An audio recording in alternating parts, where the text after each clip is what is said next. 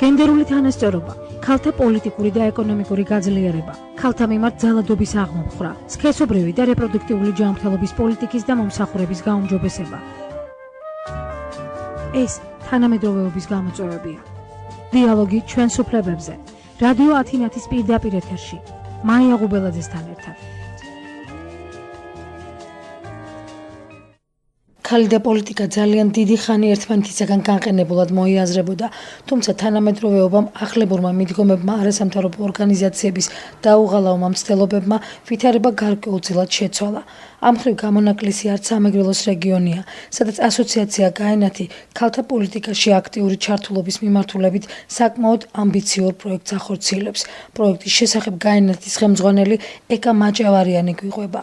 პროექტში ჩართული ქალბატონი ირუზა კაკავაკი აქტიურ პოლიტიკაში მოსვლის მისეულ გზაზე მოგვიყვება.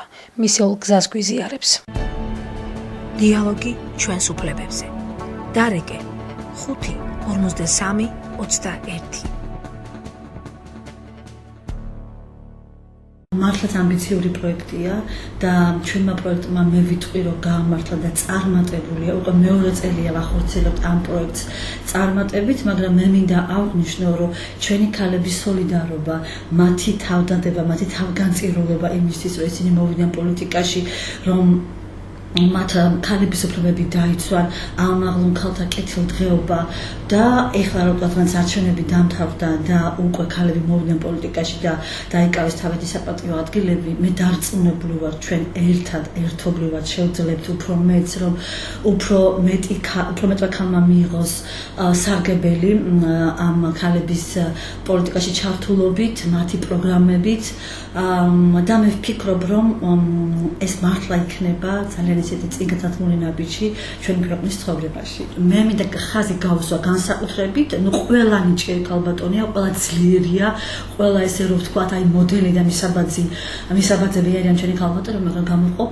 ორს. ეს არის ქალბატონი ირუზა კაკავა და ქალბატონი სალომე მებონია. ესენი იყვნენ ჩვენი ბენეფიციარები ოღონდ უკვე სხვა პროექტის. ეს პროექტი იყო ქალთა უფლებების დაცვისკენ მიმართული და ესეთი ნიჭიერი ქალბატონები წლების განმავლობაში იჯდნენ სახლში. რასაკვირველია ოჯახის მოვლა არის ძალიან დიდი მოვალეობა და ძალიან დიდი ღვთისწყალობა, მაგრამ რეალიზებული არ იყვნენ თავიანთი უფრო მეტი პოტენციალი და უფრო მეტი ენერგია და ჩვენთან მოვიდნენ გადამზადების ტრენინგებზე და გაიარეს უფასო კურსები ინგლისურის, კომპიუტერის და სხვადასხვა სახის ტრენინგები და რომ ვნახეთ მათი მოტივირებულობა, მათი мотиваცია, ნიჭიერება ჩვენ შევთავაზეთ კიდევ მომდევნო 3 თვე გააგრძელებინათ ეს ტრენინგები და დამატებით მიიღეს კიდევ სხვა სახის ტრენინგები. უკვე ხედავდით რომ ეს ქალები ძალიან ბევრს შეძლებენ და სწორედ ესეც მოხდა. ეს ქალები დღეს არიან პოლიტიკაში და ჩვენ ვამაყობთ რომ აი ვეძახით მათ გაენათელებს და აი გაენათში მიღებული ტრენინგების შემდეგ მათ გადაწყვიტეს რომ უკვე ქვეყნის მშენებლობაში მიიღოთ მონაწილეობა და მე ვფიქრობ რომ ბევრი ხალხი გაიგებს მათზე. ქალები არც სუსტები არიან, როგორც საზოგადოების ნაწილს გონია. რამდენიც მე ვიცი, თქვენი პარტნიორი ორგანიზაციაც ქალების მიერ არის დაფუძნებული და არსებული, თქვენს ქალთა ორგანიზაცია ხართ. როგორ ფიქრობთ, რა შეუძლია ქალთა ერთობას? ერთად დგომით, ჩვენ შეგვიძლია მივაღწიოთ ძალიან ბევრ რამეს, რომ მოვაგვაროთ ერთმანეთის პრობლემები, გავუზიაროთ ჯერ პრობლემების შემდეგ მოვაგვაროთ. ქალთა ერთად დგომა შეუძლია დიდი როლი შეასრულოს ქვეყნის მშვიდობიან მშენებლობაში. ჩვენი დონორი ორგანიზაცია, რომელსაც ქვია ქალების, ეს არის შვედური ორგანიზაცია, ქვია კვინა და ითარგმნება ქალებისათვის. ისინი მუშაობენ მთელ სამხრეთ კავკასიაში და აღმოსავლეთ ევროპაში, სადაც არის კონფლიქტები და ეხმარებიან ყველა ქალთა ორგანიზაციებს და ქალებს თავი პრობლემების დაძლევაში და ჩვენත් ერთ-ერთი მათი პარტნიორი გაენათი.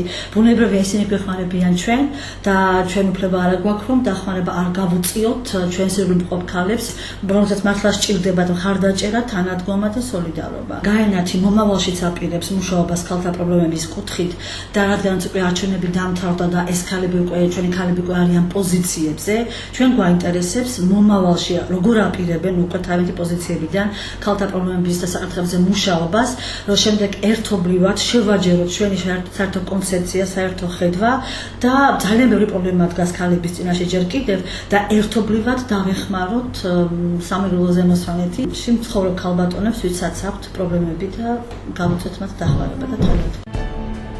დიალოგი ჩვენს უფლებებზე. დარეკე 5 53 21. მე მინდა ვთქვა, ესე იგი როგორ გადავდგი ეს ნაბიჯი. უკვე 10 წელზე მეტია, რაც არასამთავრობო ორგანიზაციებში მუშაობ. მე ვარ არასამთავრობო ორგანიზაცია ენგური 1-ის ხელმძღვანელი და კოკი ორსანტიის სათემო ფონდი ეგრისის ერთ-ერთი დამფუძნებელი. 10 წელზე მეტია, რაც ჩემს თემში, კოკი ხუჩის თემში მუშაობ. მომიხდა ესე იგი მონიტორინგზე სიარულმა ამ თემში მცხოვრები მოსახლეობის პრობლემების გამოკვეთა. გამქონდა кейსები, როგორც ადგილობრივ, ასევე მუნიციპალურ დონეზე და ესე იგი ჩემი მოსახლეობის ტკივილი და პრობლემები გახდა ჩემი ტკივილი და ჩემი პრობლემები და აგრეთვე რაც მთავარია ეს ხალხის მხრიდან მოდიოდა რომ მე გადამედგა ეს ნაბიჯი, რადგან ამ წლების განმავლობაში მე განხორციელებული მაქვს ძალიან ბევრი პროექტი, რის შედეგადაც ჩემს თემში ხელი შეუწყო იქ მცხოვრები მოსახლეობის, ახალგაზრდების, აგრეთვე დევნილების, როგორც კომპაქტურად ჩასახლებულების, ასევე კერძო სექტორში მცხოვრები დევნილების შეუწყო ხელი და ამიტომ რადგან ეს ხალხის მოწოდება იყო, მეც გადავწყვიტე, რომ უფრო მეტი შესაძლებლობები მექნებოდა და უფრო მეტად დავეხმარებოდი ჩემს ხალხს, ამოუდგებოდი მათ მხარში და ესე იგი ჩემი მთავარი მიზანი არის საკრებულოში, იმიტომ კი არ მივიდე რომ მარტო ხელი ავწიო და დავწიო, არამედ ჩემი თემის, ჩემს თელში მცხოვრები, როგორც ადგილობრივი, ასევე დევნილი მოსახლეობის საჭიროებები და მათი პრობლემები მივიტანო იმ სტრუქტურებთან, რომლებსაც შეუძლიათ აი ამ პრობლემების გადაწყვეტა და ხელშეწყობა. სტატისტიკას თუ გადავხედავთ, უფრო ნაკლებად არიან ხოლმე ქალები ჩართულები საზოგადოებრივ აქტიურ საქმიანობაში მიზეზთა გამო. როგორ ფიქრობთ, რითია ეს გამოწვეული? და თქვენ რატომ აირჩიეთ განსხვავებული გზა? ჩვენ ძალიან ბევრი ტრენინგი ჩაგვიტარდა არასამთავრობოების მხრიდან და მე მინდა გითხრათ, რომ მე პირველი ბენეფიციარი, ესე იგი ასოციაცია გაინათის პირველი ბენეფიციარი გახდით. აქედან მივიღე ძალიან დიდი გამოცდილება, ისინი ყოველნაირად მიწყობდნენ ხელს და აგრეთვე სხვა არასამთავრობოებთან რო ვარ ჩართული, ვარ აგრეთვე სამეგრელოს გენდერული ქსელის წევრი.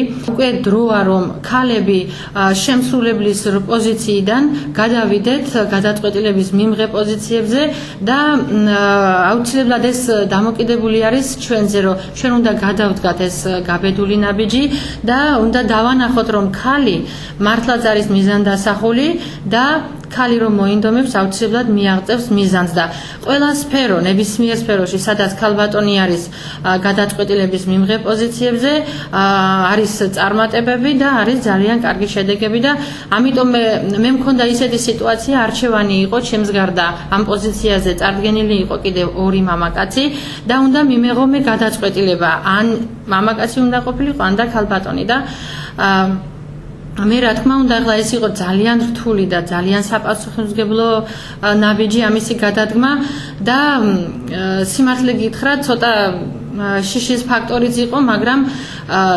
დავძლიე რო ვთქვათ ეს შიშის ფაქტორი და გადავწყვიტე, რომ არა, უკან დახევა გამორიცხულია, ეს იქნება ერთ-ერთი იმისი მაჩვენებელი, რომ ქალს შეუძლია ბევრი რამის გაკეთება და უნდა იყოს თანასწორუფლებიანობა და ამიტომ გადავწყვიტე, რომ მე როგორც ქალი მეუთხარი, გაძლევთ ვაჟკაცურ სიტყვას, რომ მე აუცილებლად გავიმარჯვებ ამ არჩევნებს და რატომღაც ეჭვიც არ მეპარებოდა თემის ხარდაჭერა მქონდა, არასამთავრობო ორგანიზაციებში მუშაობის გამოცდილება მქონდა, ამიტომ მჯეროდა რომ გამარჯვებას აუცილებლად მოვიპოვებდი. მინდა რომ კიდევ ერთხელ მოუწოდო ქალბატონებს, რომ გადადგან გაბედული ნაბიჯი და ეს იქნება ერთ-ერთი კიდევ დამადასტურებელი ნაბიჯი იმისა ამ ჩემი ნაბიჯის გადადგმა, რომ ქალი, ესე იგი უფრო მეტი ქალი უნდა მოხდეს პოლიტიკაში. როგორ ფიქრობთ, რა იყო ის გადამწყვეტი, რისთვისაც ხმა მოგწევს? ესე იგი რეალურად მე ვამბობდი და ვამბობ ეხლაც, რომ თემი ისეთმა ადამიანებმა მომწეს ხმა და ისეთი ხალხი ამომიდგა გვერდით, რომელმაც იცის მართლა რა არის გაჭირვება, რომელმაც იცის რა არის ობლობა, შიმშილი, ანუ სოციალური ფერა ძირითადად, რომელმაც ჯერათ, რომ მე ვარ დევნილი, რომელმაც ძალიან რთული ცხოვრების სეული გზა გამოვიარე, მაგრამ არასდროს არ დამიკარგავს ჩემი ღირსება, იმედი და რწმენა იმისა, რომ ყველაფერი კარგად იქნება. და აი ამიტომ ხალხს ჯერა რომ მე ვარ ის ადამიანი, რომელმაც გამოსცადა ეს ობლობა, 16 წლის ვიყავი მშობლები რომ დამეღუპა ომის პერიოდში და შიმშილიც გამივლია, წყურვილიც და ამიტომ მე ვიცი თითეული თეთრის ფასი და აგრეთვე რაც მთავარია ჩემი ხალხის მიმართ, ჩემი მესეჯები იყო ის, რომ მთლიანად მთელი მოსახლეობა უნდა იყოს ჩართული ნებისმიერ პროექტში, ნებისმიერ პროგრამაში და რაც შეეხება ბიუჯეტს, ხალხის არის ეს ბიუჯეტი და ეს ბიუჯეტის თითეული თეთრი უნდა მოხმარდეს იმ ესე იგი საქმეს, რომელიც არის ხალხის მოთხოვნილებები და მათი საჭიროები. რამდენად შეძლებთ თქვენ თვითონ იყოთ სერიოზული ძალა საკრებულოში? ჩემთვის საკრებულოში პირველი ნაბიჯია და აი უნარჩვევები თუ გაჩესანა. დიახ, რა თქმა უნდა, მე ვარ აგრეთვე ადგილობრივ თვითმმართველობასთან თანამშრომლობის კომისიის წევრი და მაქვს ამისი გამოცდილება, იმიტომ რომ ძალიან ბევრი პრობლემა გაგვიტანია ჯგუფთან ერთად საკრებულოში და ძალიან ბევრი პრობლემას გადაგვიწყვეტავს და ამიტომ მე მჯერა რომ ესე იგი შეიძლება ახლა 100%-დან 100-ვე პრობლემა ვერ მოვაგვარო, მაგრამ შესაძლებლობების ფარგლებში მაქსიმუმს შევეცდებით ჩემს ხალხთან ერთად რომ გავაკეთო ის, რაც ხალხს ჭირდება და მათ მოთხოვნილებებს შეესაბამება. პირველ რიგში ქალებს ჭირდებათ მხარდაჭერა, მათ ჭირდებათ მოფერება. ამისთვის საჭირო არის, ესე იგი, ტრენინგები, რაც მე გავიარეს, იყო ქალთა უფლებებზე, გენდერზე, რაც აუცილებლად საჭირო არის, რომ თითოეულმა ქალმა გაიაროს, რათა მათი ცნობიერება ამაღლდეს, თითოეულმა ქალმა უნდა იცოდეს თავისი უფლებები და თავისი თავისუფლებები. რამდენად იქნება გათვალისწინებული თემში მცხოვრები ქალების ინტერესები თქვენს პროგრამაში? თუ არის ეს გამოკვეთილად, თუ ისინი უბრალოდ ნაწილია თქვენი პროგრამის?